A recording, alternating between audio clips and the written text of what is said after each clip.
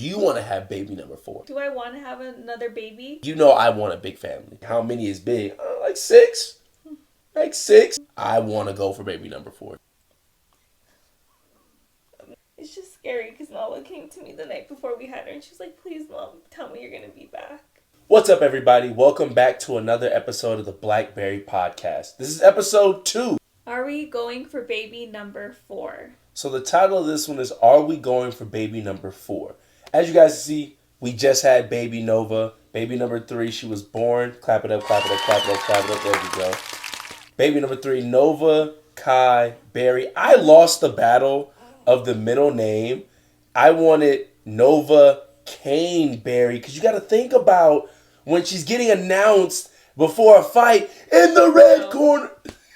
You don't like it? No, she's not getting Nova Kane. But listen, and she has a crazy right hand, Nova Kane. That could be her stage name. Oh my goodness. Well, as you guys see, I lost the middle name battle. Nova Kai Berry, she was born 6 pounds, 13 ounces. My wife was an absolute trooper in there, man. This is the first time I actually looked down and saw the baby come out. Because we'll get more into that into the video, but it gives me a newfound respect for my wife. But baby number 3 was born, and this is the discussion we've been having kind of since, the start of the 3rd trimester? Yeah. Of, do we want to go for baby number 4? Because we've always had the conversation of, I've always wanted a big family. And have you always wanted a big family? Yes, I came from a big family, so I want a big family. I want a loud house, people fighting, yelling. And so I come from a big family where it's the opposite of that. In my family, we all were in our rooms. We all don't like each other. Like in my family, it's everyone's for themselves. So I wanted to change that dynamic. I want doors open. I'm honestly thinking about taking the doors off the hinges. I want my family to be a living room family. Like in my family, sitting in the living room with my grandparents or something like that, it was seen as you were getting punished. It's you did something bad. So I never had that perception of the living room as somewhere of a good place. Man, the girls now, they got toys everywhere. We bring out the big dart gun. I want that, and I want a lot of children. But into that 3rd trimester, and I'll let my wife speak on it more, into that 3rd trimester, I noticed kind of a shift in both of us. What do you think? So I came from a family where we were always in the living room playing video games, game nights, having lunch, dinner together. So I want that for my kids. But being a little bit older, this 3rd trimester with Nova was a little bit rough on me. The other 2 pregnancies were super easy. This time I struggled a little bit, which is the only thing that scares me about having baby number 4 because I'll be older. I really don't know if that plays a fact into it, but I did struggle. So yeah, it's something that we wanted to keep discussing more. We've had this discussion off camera, but we kind of want to invite you guys into where we're coming from in this matter, because it is something that you have to consider, especially with the fact that we have now 3 other children, and yeah, we have the means and we have the time, but do we have that energy, effort, and all those things, because we are getting older. I'm 30, she's 31. It's like, as you get older, your patience runs a lot thinner. Dealing with the terrible twos when I'm 35, 37, oh man, I don't know how I'm going to do it. Right now, Naya's already a yapper. Naya is a yapper. Like my youngest, second youngest, now she's the middle child. She's a yapper. But let's get into it. So the first thing we want to talk about, the delivery experience.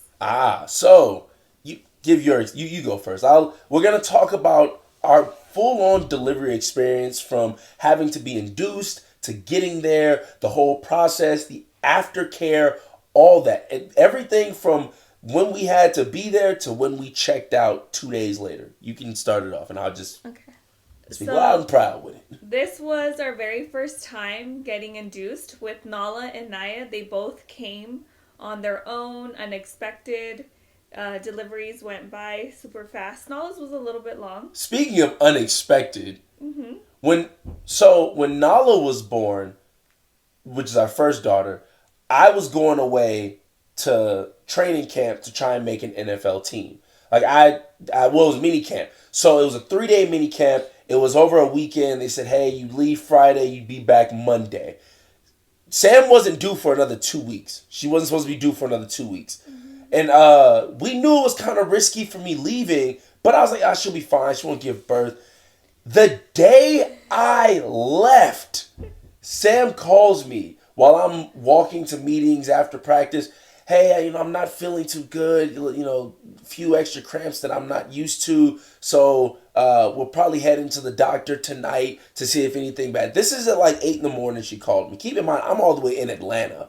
Like, I'm in Atlanta. Sam's calling me. I'm like, listen, baby, I get you. And I'm here for you. Keep me updated. I had to tell my coaches, hey, if you guys don't mind, I might have to use my phone in meetings because my wife might be going into labor. So can you guys just bear with me? They were perfectly understandable. The staff down in Atlanta, you guys are amazing for that. But, yeah, that's just kind of... And then, so because Sam went into, she went to the hospital that night, she calls me, hey, yeah, they're keeping me. She's coming. She's coming. She's coming. They said Sam is in active labor. You about 2 centimeters dilated at the time? No, I think it was like 3. She's about 3 centimeters dilated, so they kept her and they started kind of like light induction where they were walking her around. And your sister Toria came down too. Yeah. So her family came down to help with the whole process, and they were starting the induction process. And I get a call at about 3 in the morning because I have meetings at 6 and 7. I had practice that next day. 3 in the morning. Hey, she's pushing the baby out right now. Okay, look, you got it, Sam. I'm falling in and out of sleep. I've been up all night trying to study the playbook. Sam finally calls me back as she's pushing the baby out. Boom, here comes Nala, Christine Berry into the world. Nala was born while I was away at minicamp, so I wasn't there when my first daughter was born. Not because I'm a deadbeat or a POS, but because I was trying to make our lives better. I was trying to make the NFL. I wasn't there for my first daughter being born because I was trying to make the NFL. I'm sorry. I've been there every day since. So, but continue. I'm sorry. So that was with Nala. Then we had Naya. He was here for Naya's birth. Okay. He was not out of town. But you didn't look when Naya came out. Yeah. Why?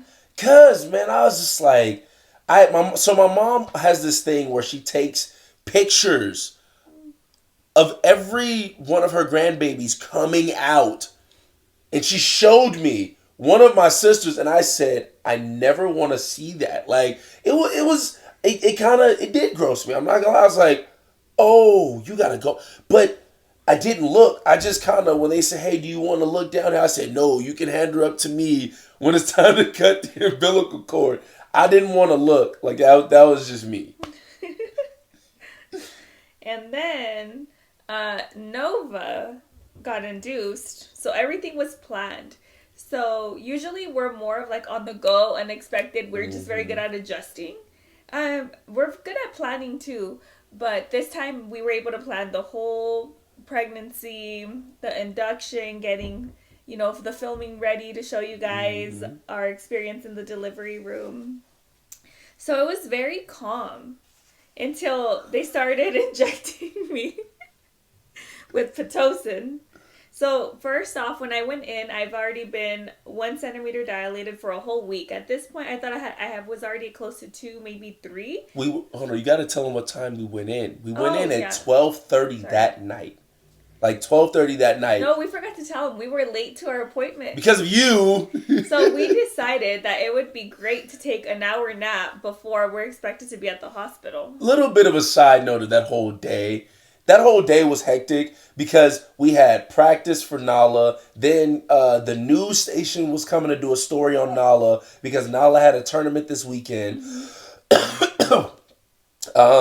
I had also sparred that morning. I did 8 to 10 rounds of sparring that morning. Sam was there with me.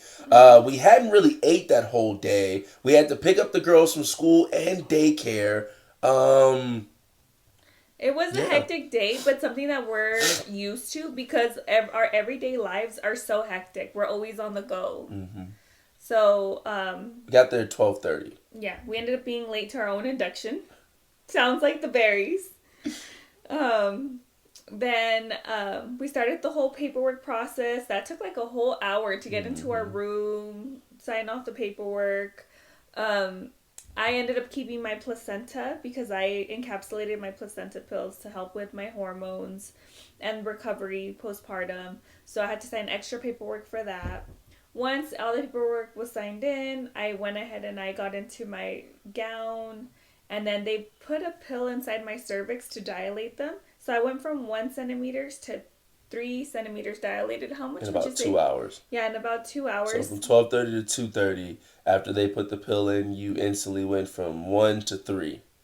Yeah. Yeah. So then this process ended up starting like at 2 in the morning is really when we started doing the whole pill in the cervix. Then we went ahead and I was feeling the pain now, so I called for the epidural. Mm-hmm. The nurses weren't hearing me because I was Well, no, so pressing you the wrong called button. for the epidural at about 5. 5:30 p.m. you called for the epidural. AM. Yeah, 5:30 a.m. you called for the epidural. They got there and they didn't actually give you the epidural until 7:30. That took that long. Yeah, they didn't give you, because I remember me and Tori, which is her sister, we had to, they kicked us out of the room. Yeah. So they kicked us out of the room so they can do the epidural at about 7:30. Once they did it, you could see Sam's whole mood change, because literally from 2:30 till the time they did the epidural, Sam just couldn't get comfortable. Like, I'm laying on the floor because her sister's on the little bed that the men are supposed to get, but I was like, I don't want to be this far from my wife. But like, I can just feel Sam fidgeting and twitching a lot because, she's in active labor. It's painful. But you didn't get the epidural till like 7:30. Dang, and I pushed her out at 9:35 a.m. Okay. So anyways, they gave me the epidural. Before they were going to induce me with the Pitocin, they had checked me and I was already at 5 centimeters dilated. Mm-hmm. So I asked to be on the epidural for about 30 to 45 minutes before they gave me the Pitocin, just so that I could let the epidural sink in. At this point, I was feeling half of my body numb. I could still feel this side where I was getting majority of the cramps. I called for more epidural. I was like, look, you guys need to give me some more because I'm still feeling it. And the nurse was like, well, let me check you to see where you're at. So when she checked me, she's like, oh, she's passing through your hips already. Like, she's going to be coming at any moment. I literally felt her going through my hips. I've never experienced that with Nala or with Naya. But I felt her. They checked me, I think, within like 10 minutes again. So you talking about right when she didn't leave the room Yeah. Okay, so that process was funny because she came in after they said Sam's about 5 to 6 centimeters when she got that epidural. Then about an hour and a half later, so it's about 9:15ish. Yeah. 9:00 they come in because Sam said, hey, I'm in a lot of pain. Can they come in and at least give me some more epidural or something, because this is painful right now. So they're like, no, we can't do any more, but we can check you to see how far along you are. She goes in and says, yeah, you're about 7 to 8 centimeters. So you jumped an extra 2 to 3 in that 2-hour span. So you're like, something's off. I don't know. I can still feel a lot of pain. So within like literally 30 seconds later, she checked again. As she goes, she's like, oh, hold on. Next thing I know, the doctors come. Hey, I need the doc in here ASAP. They done turned the bed into a whole Transformer Decepticon. I'm legs is up. The lights is on. I'm seeing doctors walk in. I'm like, yo, what's happening? Oh yeah, she's going into labor, right? Like, she's pushing this baby out. It's about like 9:15. 9:15, doc comes in. You ready to have a baby? I mean, I guess. What? I was in so much pain. I was like, please just let me push her out. Please. Yeah, I mean, it threw me off because, like I said, this is the first time that I've been there for the whole process. Mm-hmm. Nala wasn't there.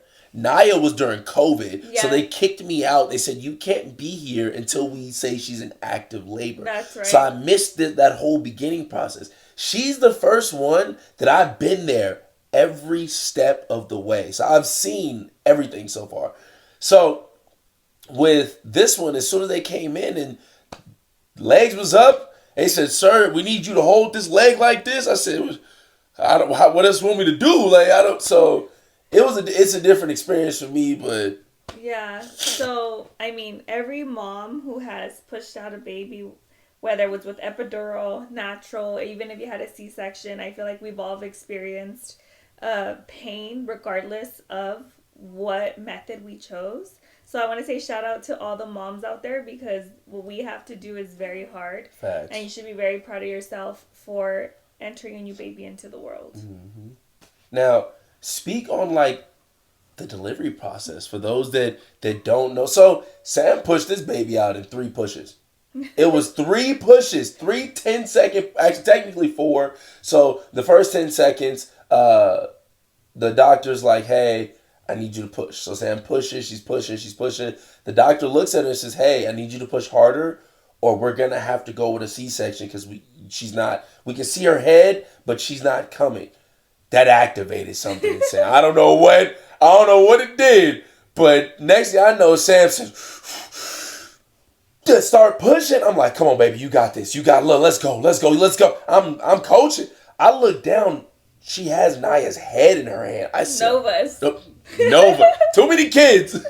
She has Nova's head in her hand. Nova's looking the other way, and I look back at Sam and say, "You got it. She's almost here, baby. You got it. Come on." She's like, all you gotta do is get her shoulders out, and she's gonna slide out. Sam, that she finishes that 10-second push. Hold it for a second. Sam goes right back into another 10, pushing. Next thing you know, I see the hips of Nova come out. I'm like, "Baby, she's here. There's nothing else you have to do. So we need one more push." Doc's like, "I need one more push."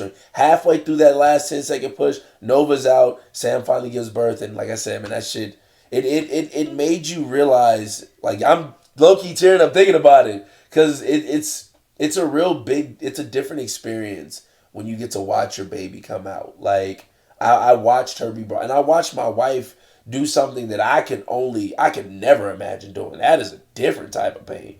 To see what a woman's body goes through during labor is insane. But speak on, like, what that pain is like. Like, what would you say it's like? I can't even explain it. It was so painful. The contractions are just so, I don't know, they're so painful, but when it comes time to pushing out the baby, there's so much pressure down there that it doesn't become pain anymore. It's like, just get it out because it hurts. I don't know how to explain it. Even now, I can't remember that pain. So, right after I delivered Nova, I started to get this really bad headache. I felt like my head was going to explode. I've never experienced that before with either of my pregnancies. I was calling the nurses, like, "Hurry up, get in here. Something's not right. I can feel it." So they started moving me around. My blood pressure was going super high.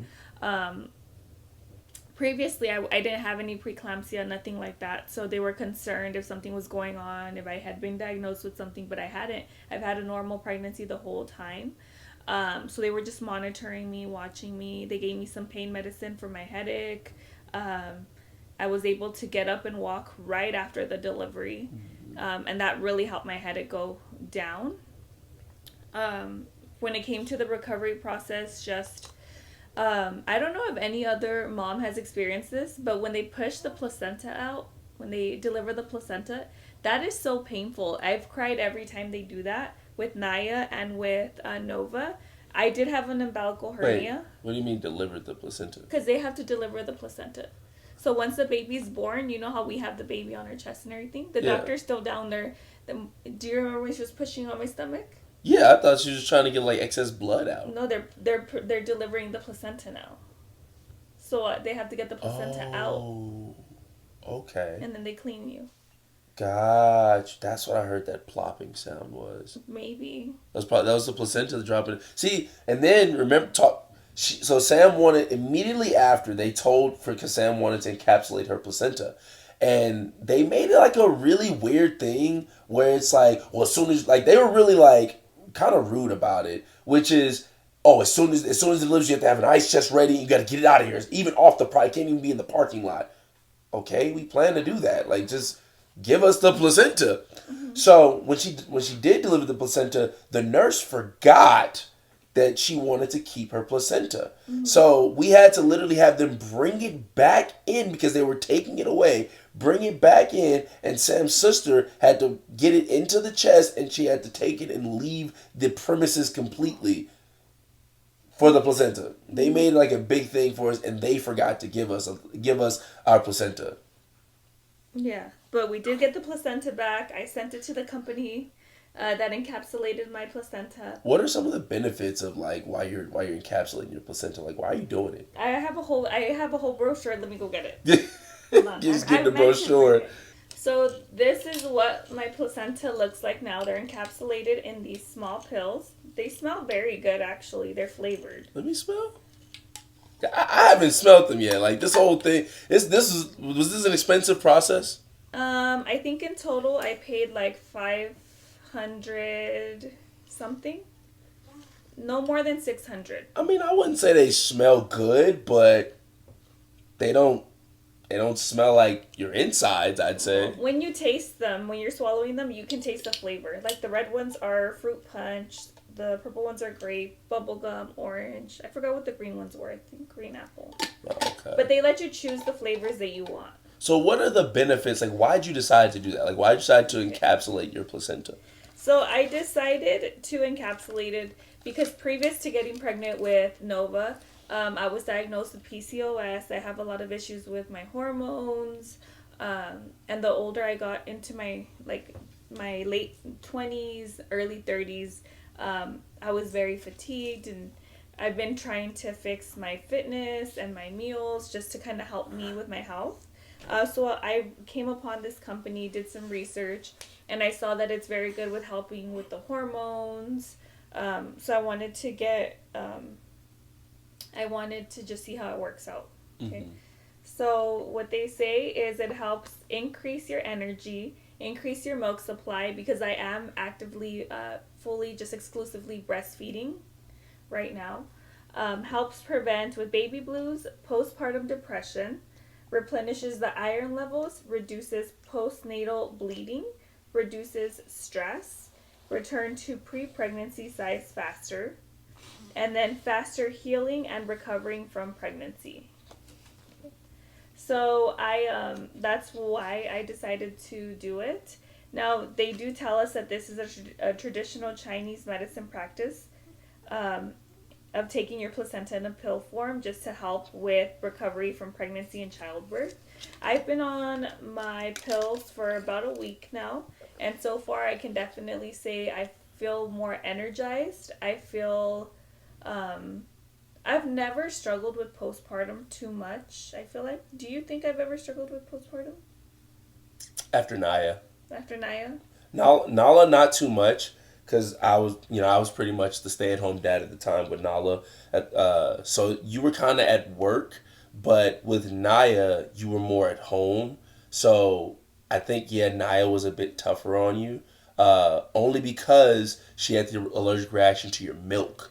And you couldn't breastfeed her as often as you did with Nala and Nova, so we had to spend more time preparing milk. We had to be a lot more careful with what you ate. We had to make sure all those things. So I'd say the stress of that and not being able to breastfeed her all the time was definitely something that affected you, because that, just from what I saw, and I had to constantly be like, hey, it's okay, like, she's gonna be fine. She's still, you know what I mean? So I think that if anything, that's where you had it the most. I do, now that thinking back, I agree with you, because I had to be gluten-free, dairy-free, soy-free, corn-free for a whole year. Boring diet. For Naya. I lost a lot of weight. I was very unhealthy.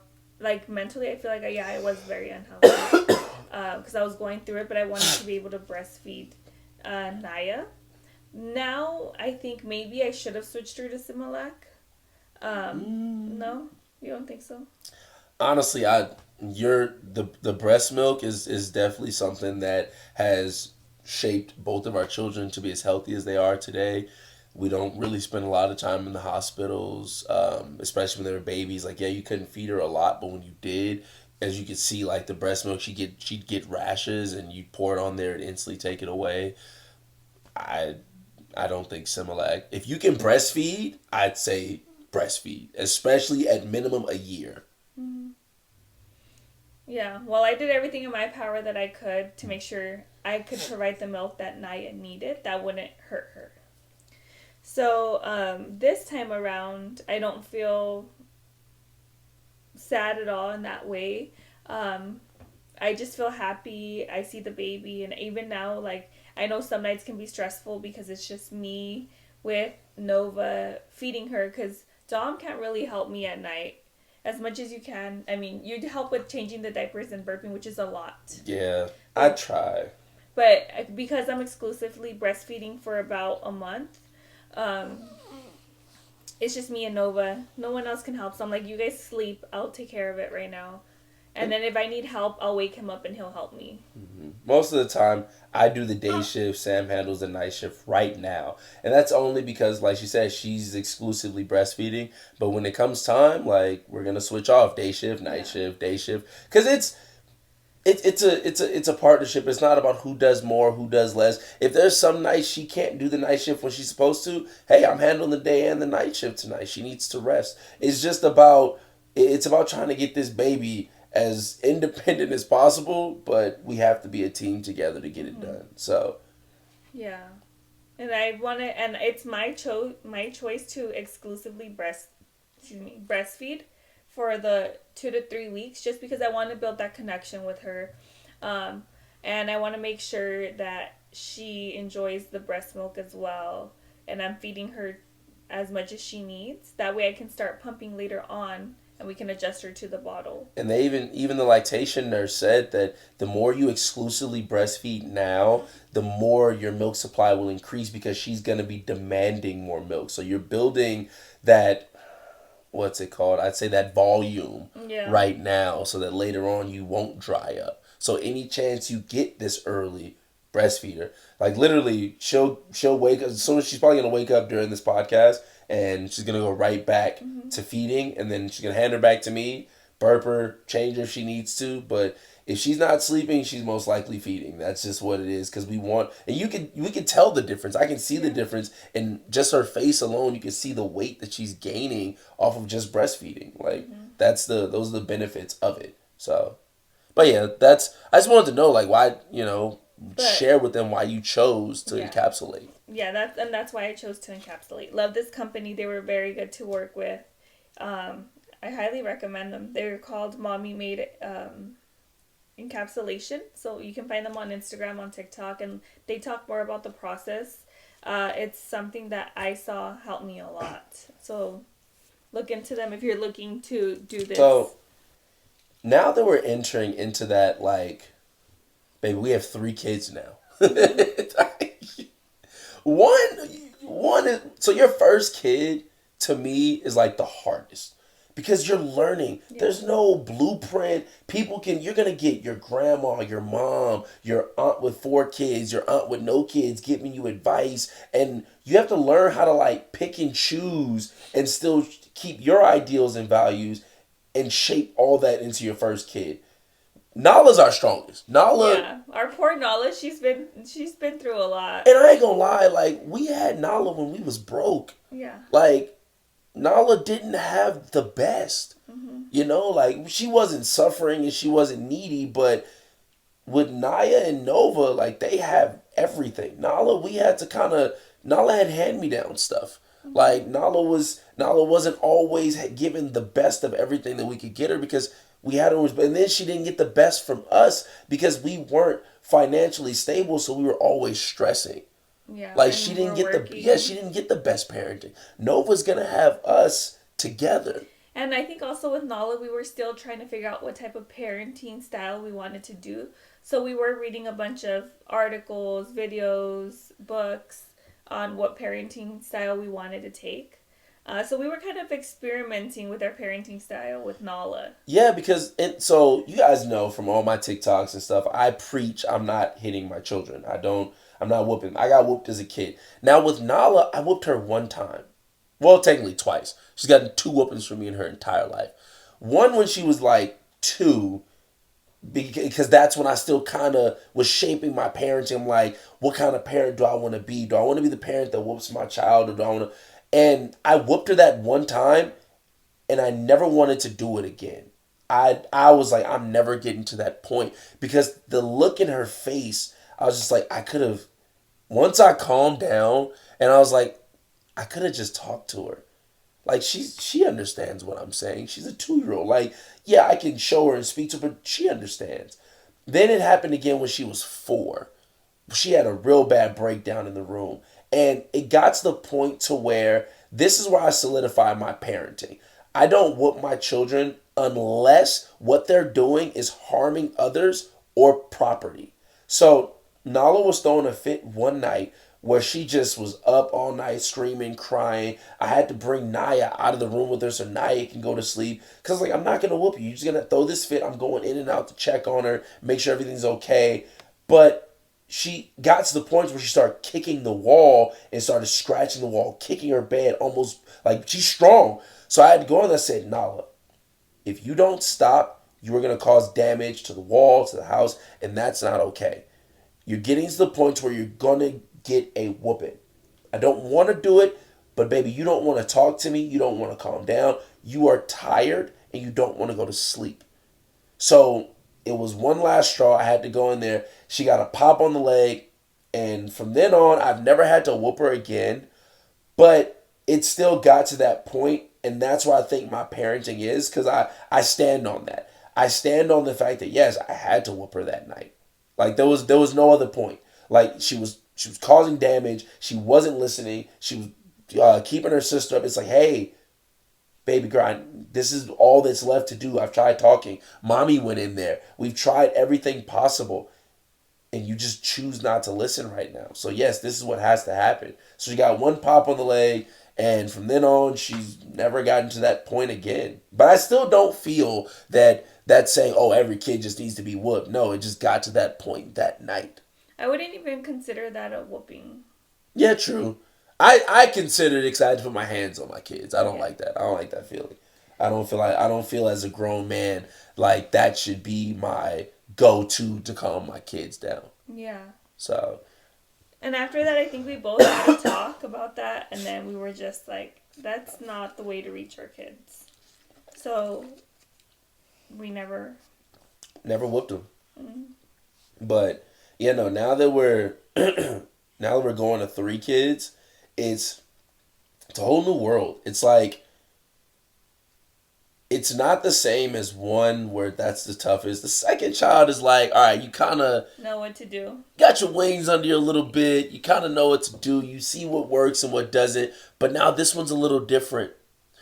What works for Nala doesn't work for Naya. Mm-hmm. Like, Naya's a bit more sensitive, and I've never yelled at them. I'd stern with my voice, but I never yell at them. But anytime I go that stern voice, Naya kind of shuts down. I have to bring it back down for her at times, and I have to speak to her concisely and logically. But she still kind of shuts down. So she's a little different from Nala. And that's okay. All your kids are different. But that second kid is like, okay, everything that'll work for the first one might not work for the second, but it's kind of the same. You agree or? Yeah, I agree. We parent them the exact same, but we do have to make some adjustments for their emotions because they're very different. Nala's very, I would say, strict. Is that the correct word? She's tough. I say she's tough. She's tough. Nala likes things done her way. So sometimes her and I can get into it.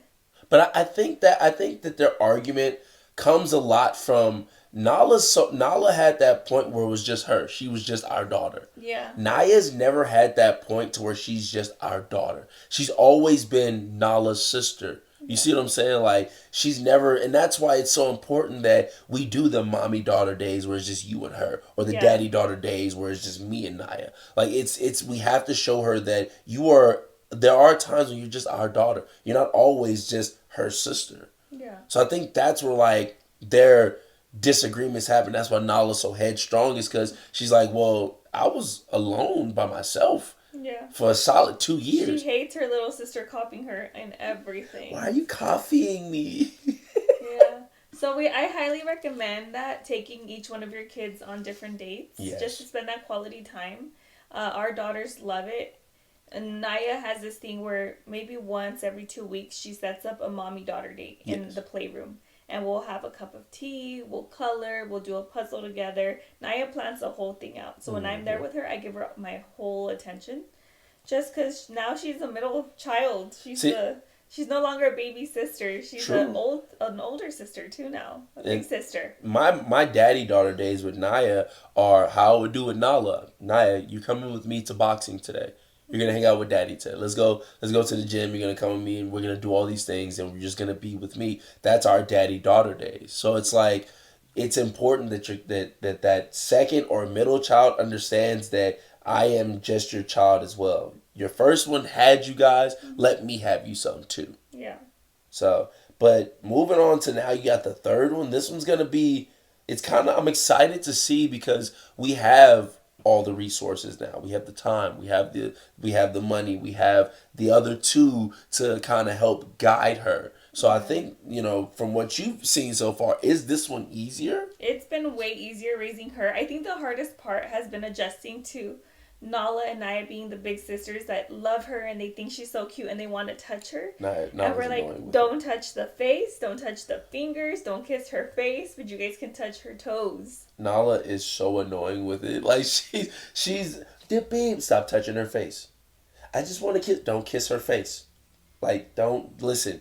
You guys are out there in the world. Nala, you go to school every day. There's germs everywhere. You guys have practice. There's germs.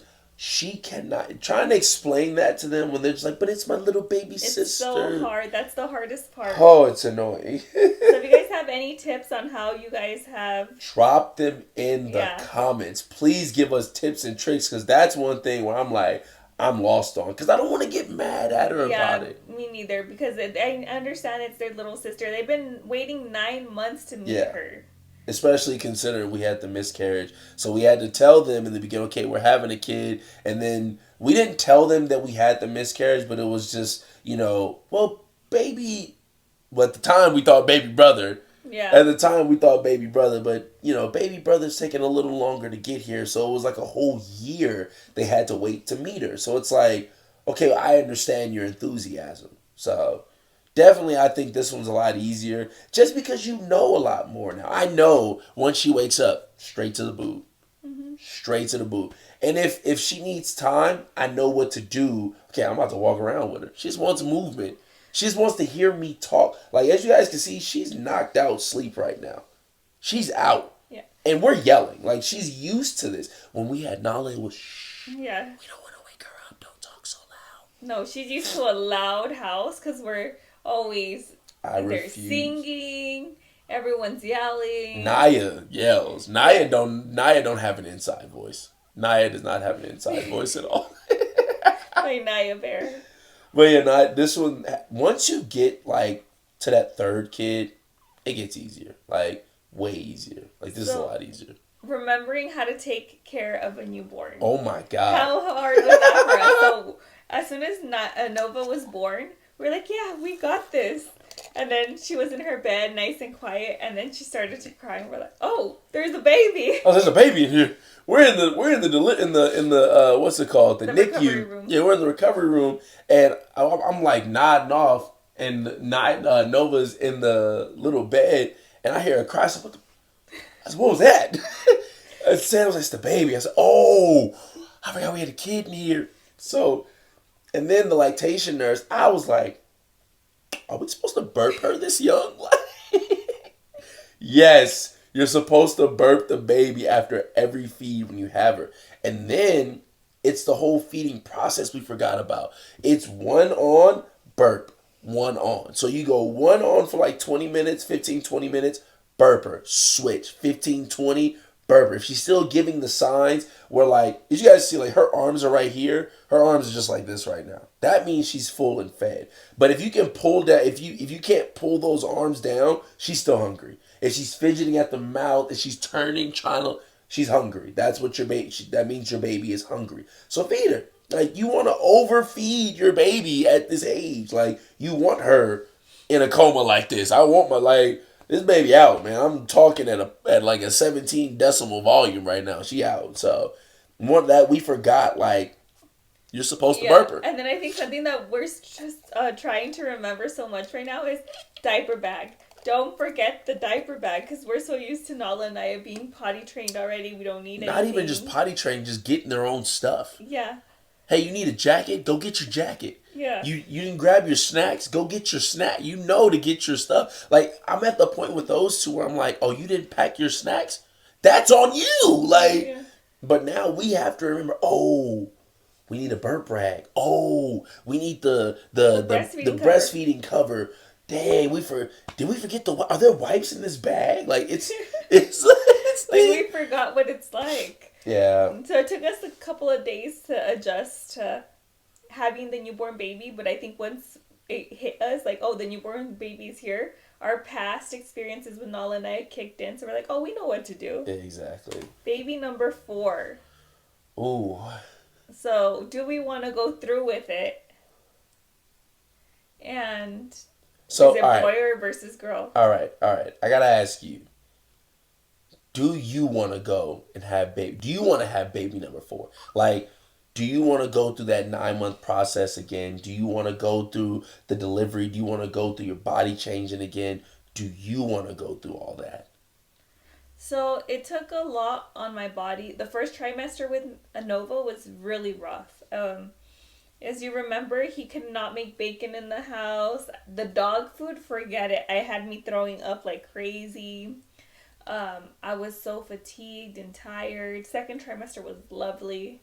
Third trimester was back down. I couldn't move. My stomach was huge. Delivery was a little bit painful at the time. I'm like, do I want to have another baby? But I would do it all over again to have another little baby. Well, see, so, I mean, if you were asking me, just if you want my opinion, like I said, it's your choice. Mm-hmm. Like, I want a big family. We've talked about this from the kind of the day we got serious when we moved in. I was like, I want a big family. And she asked me how many is big. Like 6. Like 6. I want like 6 kids.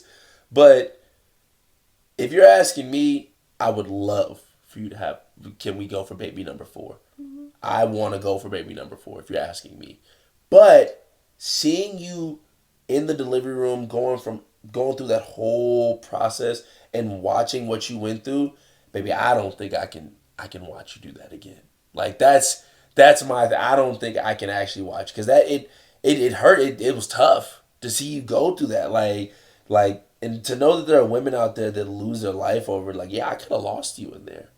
And that's a terrifying feeling. Because, all right, you remember the talk we've had about it. When we had our first kid, we had the talk where it's like, hey, if something does happen in the delivery room, what do you want me to do with Nala? Well, if it's a choice between you and Nala, what would you want me to do? Save Nala. So she wanted, and I was in agreement. We save our daughter. But as we had Naya and now Nova, baby, I gotta save you, because not only are you my wife, but I need you here to be their mother too. Like, I can't come home with a baby to Nala and Naya and be like, well, we lost mommy. Like, I can't do that. So to even think about, going for number 4 with that possibility, now that, that it increases, I can't watch you go through that again. I know, that makes me sad. What do you think I was going through in there, man? Like, I couldn't sit there and watch you. This shit hurt.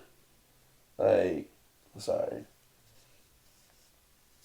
No, it was definitely a different type of experience to actually look down there and see that, especially when the doctor said, hey, like, I need you to push, or we're going to have to go through a C-section. And then I, in my mind, already knew what that meant as well, is there's other possibilities of what can happen with a C-section.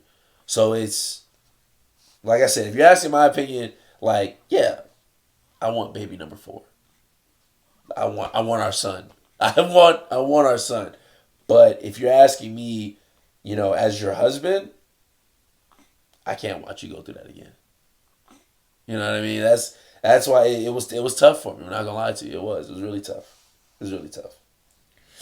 I mean, I want to go for baby number 4. I'm willing to go through all that pain all over again.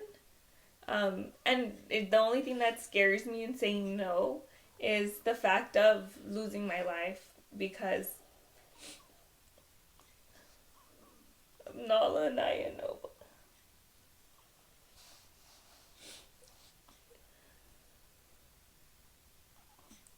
It's just scary because Nala came to me the night before we had her and she was like, please, Mom, tell me you're going to be back.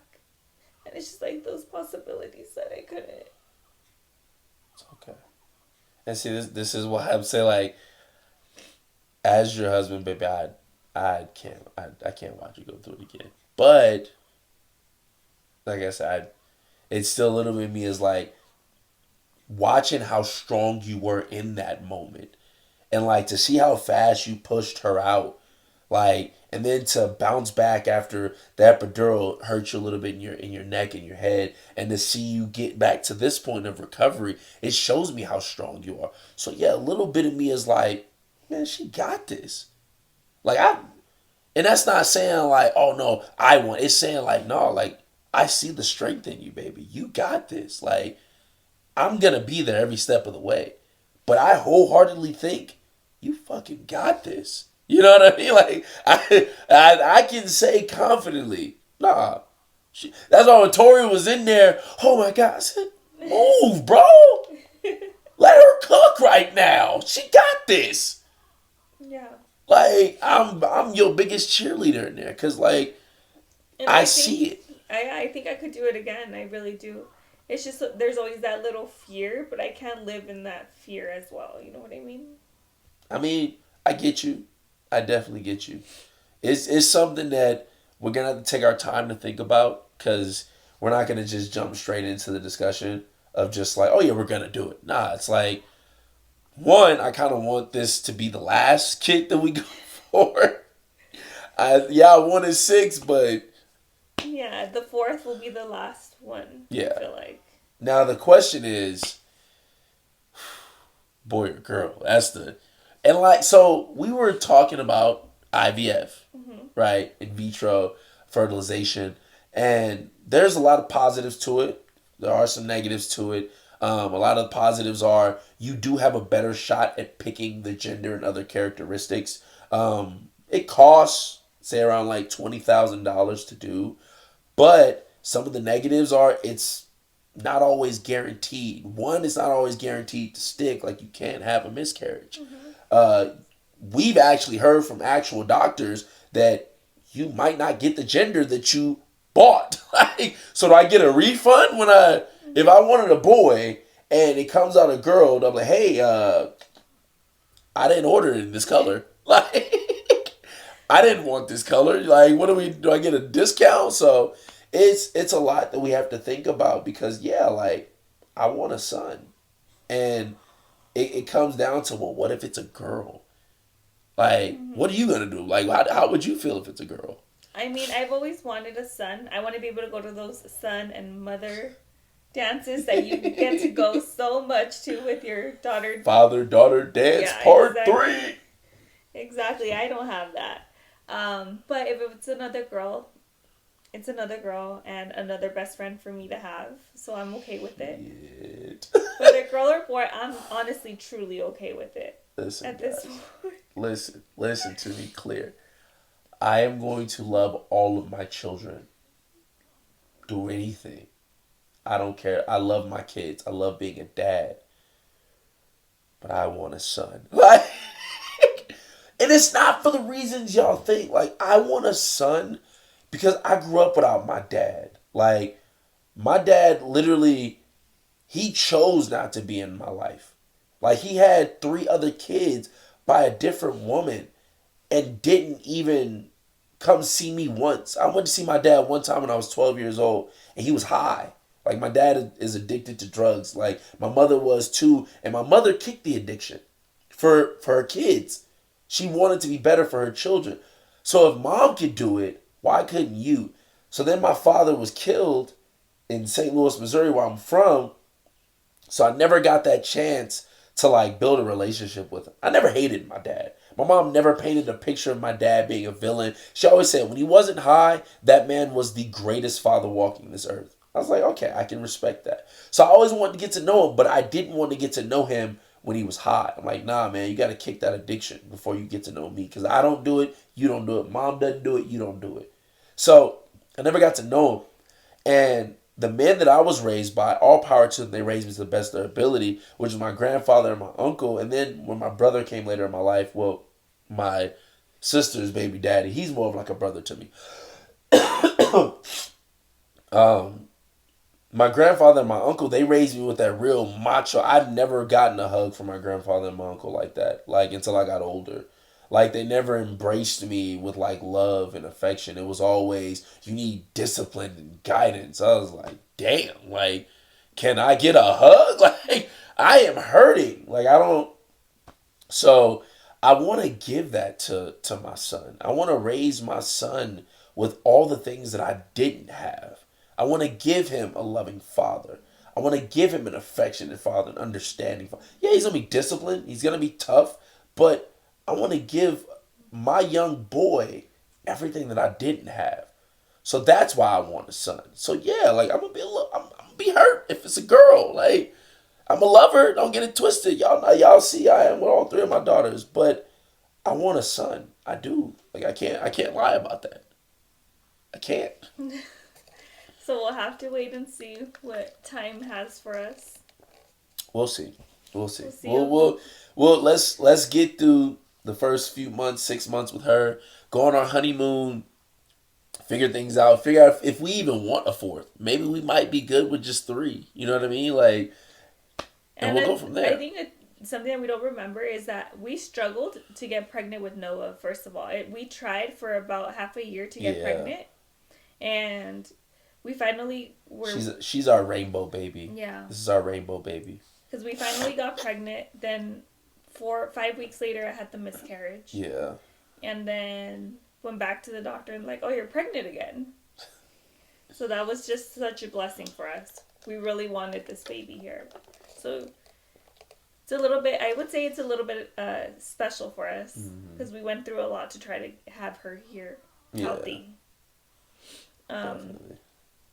Okay. So she's already showing signs of being hungry. She's starting to fidget with her tongue. Mm-hmm.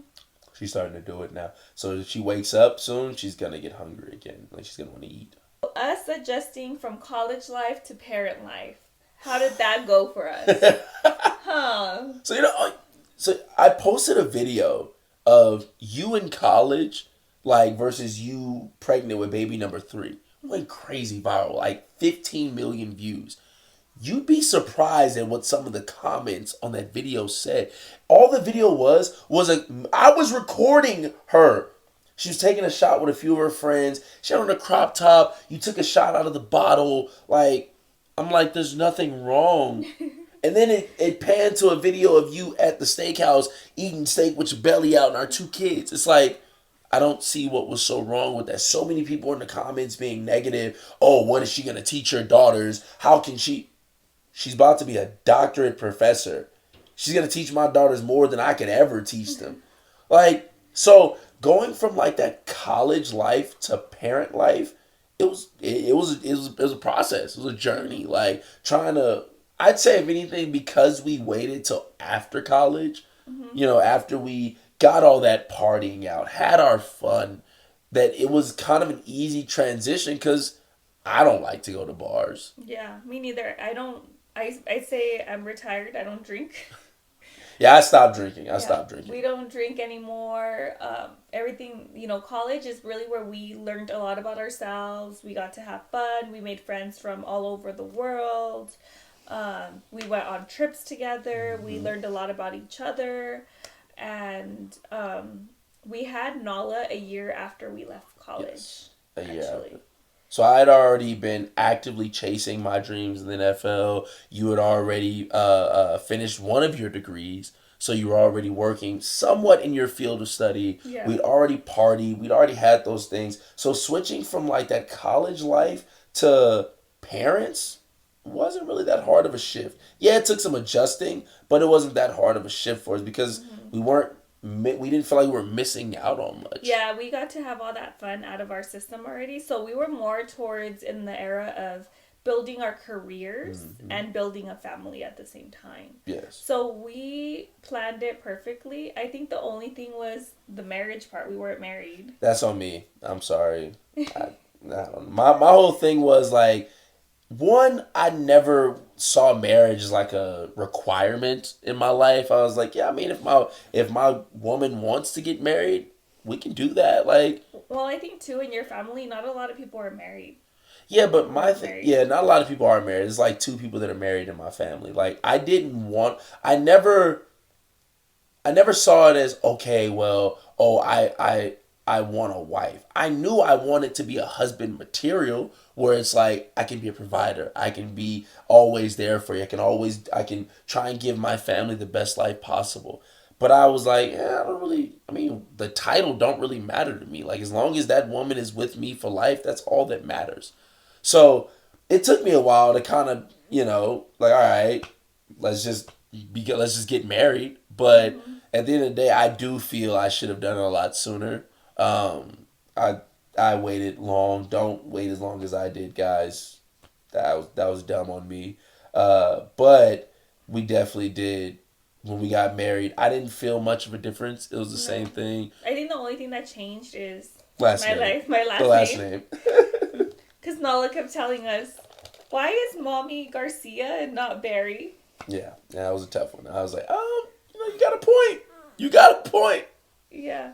So, I think other than going from college to parent life, we just learned very well. We've always worked very well as a team. Like I've said before in previous videos, we were the same major. So in college, we had all our classes together. We were project partners on a lot of things with some of our friends.